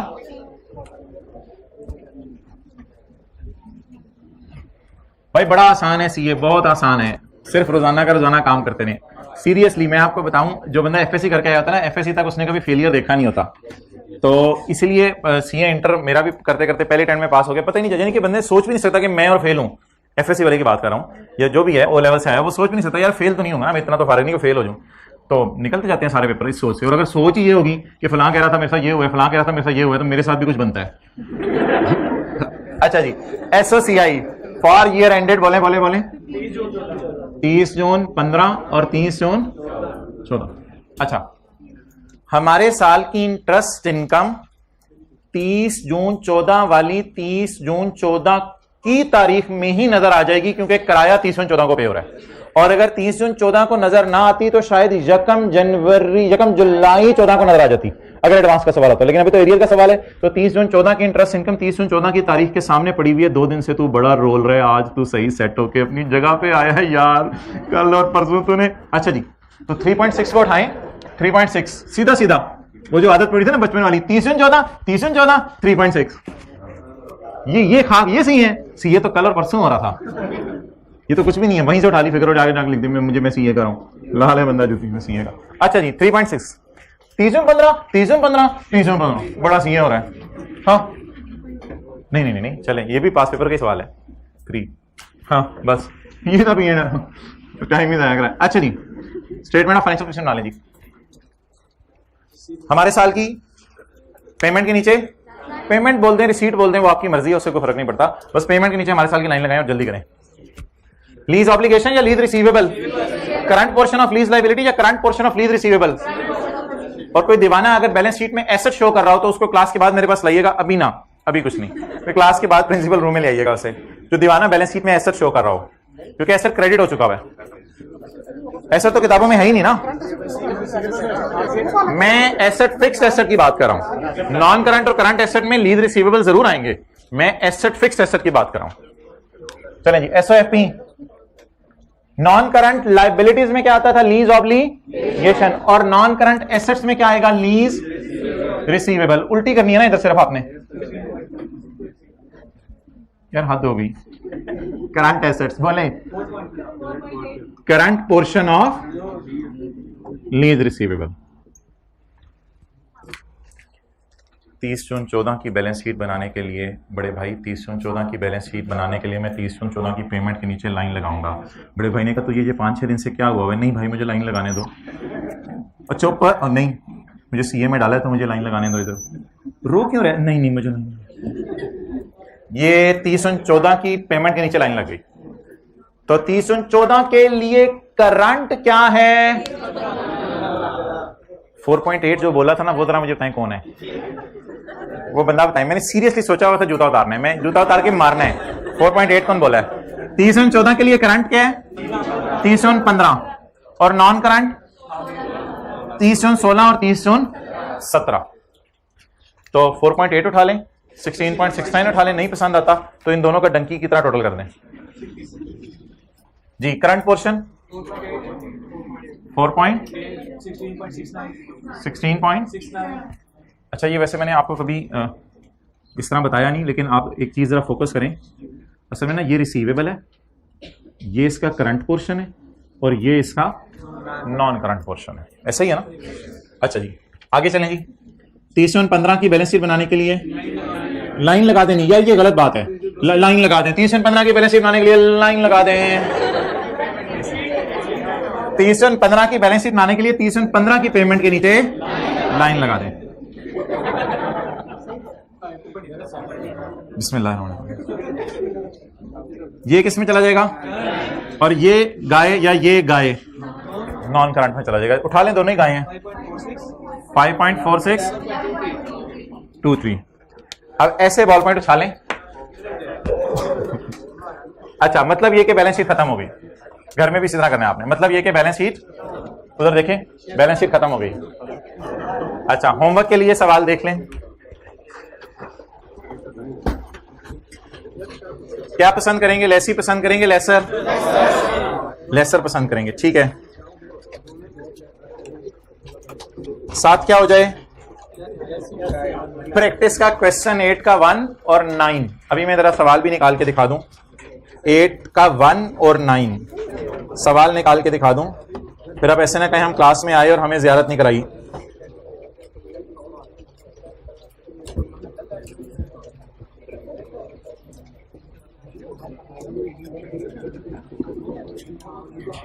मोहतरम, तसल्ली से देख लें। 8 का 1 fair value, down payment, interest rate, installment. सिर्फ आपने GI, NI और अनर्न निकालनी है, कोई सवाल सॉल्व नहीं करना आगे। 2 से 3 मिनट का ये होमवर्क। 8 का 1 सिर्फ, पूरा 8 ना करने लगेगा पागलों की तरह। और क्वेश्चन 9 में एंट्रीज कर लेंगे, बैलेंस शीट बना लेंगे। नोट नहीं बनाना सिखाया मैंने लेसर का, मैच्योरिटी एनालिसिस वगैरह ही होगा, लेकिन थोड़ी तफसील है। तो नोट मैंने भी नहीं बनाया, आपने भी नहीं बनाना, और मेरी बात भी ना सुने और जाएं।